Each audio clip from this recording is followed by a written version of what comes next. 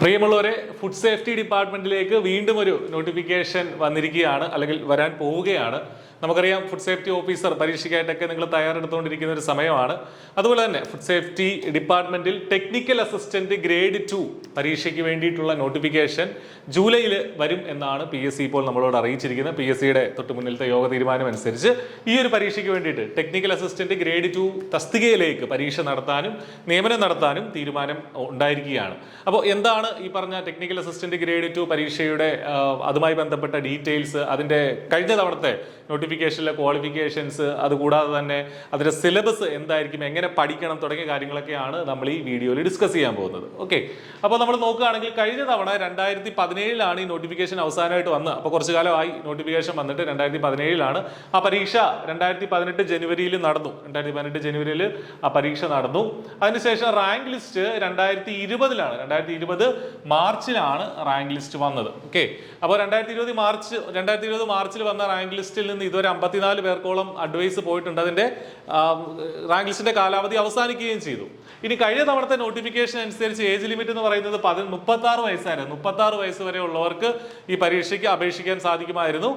Reservation കാറ്റഗറിയിൽ ഉൾപ്പെട്ടവർക്ക് അതനുസരിച്ചുള്ള age റിലാക്സേഷനും ഉണ്ടായിരുന്നു. അപ്പോൾ ഇത്തവണത്തെ നോട്ടിഫിക്കേഷൻ ഇത് മാറുമോ? ഇത് മാറാൻ സാധ്യതയില്ല, ഇത് തന്നെ ആയിരിക്കും. എങ്കിലും നോട്ടിഫിക്കേഷൻ വരുമ്പോഴത്തേനും നമുക്ക് അത് അറിയാം.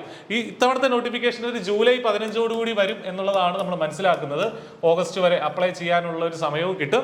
അപ്പോൾ അതനുസരിച്ച് നിങ്ങൾക്ക് തയ്യാറെടുക്കാം. ഇനി ഇതിന്റെ ക്വാളിഫിക്കേഷൻ ഏറ്റവും ഇമ്പോർട്ടന്റ് ആയിട്ട് നോക്കുകയാണെങ്കിൽ കഴിഞ്ഞ തവണത്തെ നോട്ടിഫിക്കേഷൻ ഉണ്ടായിരുന്ന ക്വാളിഫിക്കേഷൻ ഡിപ്ലോമ ഇൻ ഫുഡ് ടെക്നോളജിയാണ്. ഫുഡ് ടെക്നോളജിയിൽ ഡിപ്ലോമ ഉള്ളവർക്ക് ഇതിന് അപേക്ഷിക്കാം. അല്ലെങ്കിൽ BSc കെമിസ്ട്രിയിൽ ബിരുദമുള്ളവർക്കും ഇതിന് അപേക്ഷിക്കാമായിരുന്നു. ഇത് രണ്ടിനും BSc കെമിസ്ട്രി സെക്കൻഡ് ക്ലാസ് എങ്കിലും ഉള്ള ആളുകൾക്കായിരുന്നു ഇതിന് അപേക്ഷിക്കാനുള്ള സാധ്യത ഉണ്ടായിരുന്നത് കഴിഞ്ഞ തവണത്തെ നോട്ടിഫിക്കേഷൻ പ്രകാരം. ഇത്തവണയും ഇത് തന്നെ ആകാനാണ് സാധ്യത. ഫുഡ് ടെക്നോളജിയിലെ ഡിപ്ലോമയോ അല്ലെങ്കിൽ കെമിസ്ട്രിയിലെ ബിരുദമോ ഇത് രണ്ടും തന്നെ ആയിരിക്കും ഇത്തവണത്തെയും ക്വാളിഫിക്കേഷൻ. പക്ഷെ കഴിഞ്ഞ തവണ പ്രത്യേക ഒരു നോട്ടായിട്ട് പറഞ്ഞിട്ടുണ്ടായിരുന്നു, preference will be given for food technology candidates. അതായത് ഡിപ്ലോമ ഇൻ ഫുഡ് ടെക്നോളജി അല്ലെങ്കിൽ അതിന് ഇക്വലന്റ് ആയിട്ട് ഉള്ള കോഴ്സ് പഠിച്ചവർക്ക് ഇക്വലന്റ് ക്വാളിഫിക്കേഷൻസ് എന്താണെന്നൊക്കെ ഉള്ളത് ഈ തവണത്തെ നോട്ടിഫിക്കേഷനിൽ വരും. അപ്പോൾ അത് ഉള്ള ആളുകളും അതുപോലെ തന്നെ BSc കെമിസ്ട്രി ഉള്ള ആളും ഒരേപോലെ വരികയാണെങ്കിൽ പ്രിഫറൻസ് ആർക്കായിരിക്കും കൊടുക്കുക? ഫുഡ് ടെക്നോളജി ഡിപ്ലോമയുള്ള ആൾക്കാർക്കും കൊടുക്കുക, അല്ലെങ്കിൽ ഫുഡ് ടെക്നോളജിയുമായി ബന്ധപ്പെട്ട യോഗ്യതയുള്ള ആളുകൾക്കായിരിക്കും പ്രിഫറൻസ് കൊടുക്കുക എന്നുള്ളതും PSC വളരെ കൃത്യമായിട്ട് കഴിഞ്ഞ തവണത്തെ നോട്ടിൽ ഉണ്ടായിരുന്നു. ഇത്തവണയും അത് അങ്ങനെ തന്നെ ആകാനാണ് സാധ്യത. ഇതുകൂടാതെ എടുത്തൊരു കാര്യം കൂടെ പറഞ്ഞിട്ടുണ്ട്. ഡിസേറബിൾ ആയിട്ട് പറഞ്ഞത് ഫുഡ് അനാലിസിസിലുള്ള എക്സ്പീരിയൻസ് ഉള്ളവർക്ക് കുറച്ച് ഡിസേറബിൾ ആയിട്ടുള്ള അല്ലെങ്കിൽ അവർക്ക് കുറച്ചുകൂടെ പ്രിഫറൻസ് കിട്ടുമെന്നുള്ള രീതിയിലും കഴിഞ്ഞ തവണത്തെ നോട്ടിഫിക്കേഷനിൽ ഉണ്ടായിരുന്നു. ഇത്തവണ എന്താണെങ്കിലും നോട്ടിഫിക്കേഷൻ വരുമ്പോൾ ഇത്തവണത്തെ പൂർണ്ണമായ രൂപം നമുക്ക് ഒരു ചിത്രം വ്യക്തമാകും. എന്താണെങ്കിലും നമ്മൾ മനസ്സിലാക്കേണ്ടത് ഇതിനുള്ള നോട്ടിഫിക്കേഷൻ ഉടനെ വരും.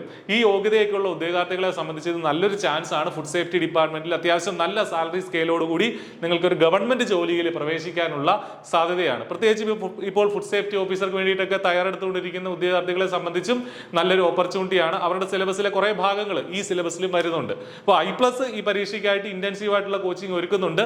I+ന്റെ കോഴ്സിൽ ഇപ്പോൾ ജോയിൻ ചെയ്യുകയാണെങ്കിൽ വളരെ ചെറിയ ഫീസിൽ, ഏർലി ബേർഡ് ഓഫർ എന്നുള്ള നിലയിൽ വളരെ ചെറിയ ഫീസിൽ ഇപ്പോൾ ജോയിൻ ചെയ്യാൻ സാധിക്കുന്നതാണ്. കോഴ്സിന്റെ വിശദാംശങ്ങളും മറ്റുമൊക്കെ നമ്മുടെ ഈ വീഡിയോയുടെ ഡിസ്ക്രിപ്ഷനിലും അതുപോലെ തന്നെ ഫസ്റ്റ് കമന്റിലുമായിട്ടൊക്കെ ഉണ്ടാവും. ഇനി ഇതിന്റെ സിലബസ് ഒന്ന് നോക്കുകയാണെങ്കിൽ കഴിഞ്ഞ തവണത്തെ അതിനുമുമ്പ് സിലബസ് പറയുന്നതിന് മുമ്പ് കഴിഞ്ഞ തവണത്തെ കട്ട് ഓഫ് 33 മാർക്കായിരുന്നു കേട്ടോ. 33.33 ആയിരുന്നു. ഇത് ജനറൽ റിക്രൂട്ട്മെന്റിന്റെ 2018 നടന്ന പരീക്ഷയുടെ കട്ട് ഓഫ് ആണ്. 33.33. മാക്സിമം മാർക്ക് 49 മാർക്കൊക്കെ ആയിരുന്നു വന്നത്. കഴിഞ്ഞ തവണത്തെ ഡേറ്റ് ഓഫ് ഈ പറഞ്ഞ റാങ്ക് ലിസ്റ്റ് വന്ന കാലാവധി മാർച്ച് 3 ആയിരുന്നു. 54 പേർക്കാണ് ഇതിൽ നിന്ന് അഡ്വൈസ് പോയിട്ടുള്ളത്. അപ്പോൾ അത്യാവശ്യം നല്ല നിയമനങ്ങൾ നടക്കുന്ന ഒരു പരീക്ഷ തന്നെയാണ്. പ്രത്യേകിച്ചും ഈ മേഖലയിലൊക്കെ 54 നിയമനങ്ങൾ അത്യാവശ്യം നല്ല നിയമനം തന്നെയാണ്. ഓക്കെ, ഇനി നമുക്ക് ഇതിന്റെ സിലബസിലേക്ക് പോയി കഴിഞ്ഞാൽ ഈ സിലബസ് എന്ന് പറയുന്നത് ഇതിനിടയ്ക്ക് ഒരു സ്പെഷ്യൽ റിക്രൂട്ട്മെന്റ് എക്സാം നടന്നിട്ടുണ്ടായിരുന്നു. നമ്മുടെ റിസർവേഷൻ കാറ്റഗറിയിലുള്ളവർക്ക് വേണ്ടിയിട്ട് ഇതേ ഡിപ്പാർട്ട്മെന്റിലേക്ക് ഇതേ തസ്തികയിലേക്ക് സ്പെഷ്യൽ റിക്രൂട്ട്മെന്റ് എക്സാം നടന്നിരുന്നു. അതിന് വിശദമായ സിലബസ് PSC പബ്ലിഷ് ചെയ്തിട്ടുണ്ട്. ഏതാണ്ട് അതേ സിലബസ് തന്നെ ആയിരിക്കും ഇനി വരാൻ പോകുന്ന പരീക്ഷയ്ക്കും. സാധാരണ ഇപ്പോൾ അങ്ങനെയാണ് കണ്ടുവരാറുള്ളത്. സിലബസിൽ മാറ്റമൊന്നും ഉണ്ടാകാറില്ല. അപ്പോൾ അത് വെച്ച് നോക്കുകയാണെങ്കിൽ വളരെ കൃത്യമായിട്ട് ടോപ്പിക്ക് ഡിവൈഡ് ചെയ്ത് എത്ര മാർക്കിനുള്ള കാര്യങ്ങൾ ചോദിക്കുമെന്ന് വിശദമായിട്ടുള്ള സിലബസ് PSC പബ്ലിഷ് ചെയ്തിട്ടുണ്ടായിരുന്നു. അപ്പോൾ ഇതുമായി ബന്ധപ്പെട്ട സിലബസ് അനാലിസിസ് വീഡിയോസ് ഒക്കെ നമ്മുടെ ചാനലിൽ ഇനിയും കൂടുതൽ ഉണ്ടാവും. അപ്പോൾ ചാനൽ സബ്സ്ക്രൈബ് ചെയ്യുക.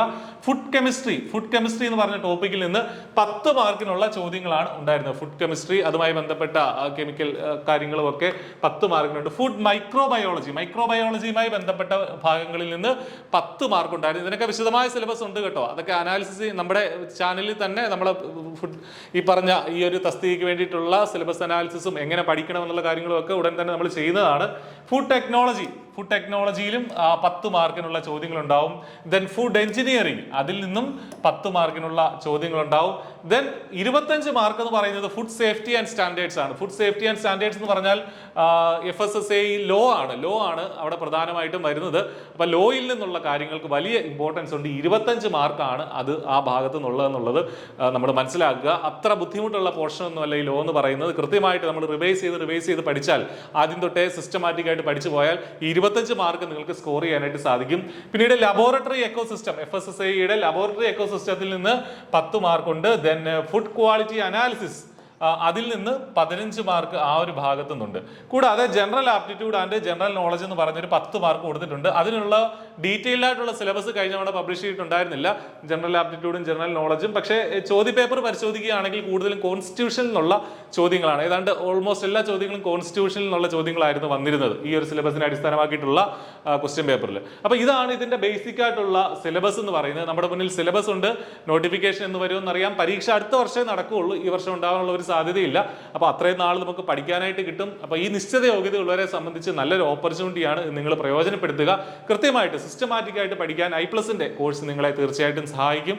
കൂടുതൽ വീഡിയോസും അല്ലെങ്കിൽ മറ്റ് ഇതുമായി ബന്ധപ്പെട്ട കൂടുതൽ അപ്ഡേറ്റ്സുമായിട്ട് വരുന്ന വീഡിയോകളിൽ കാണാം. All the very best. Thank you.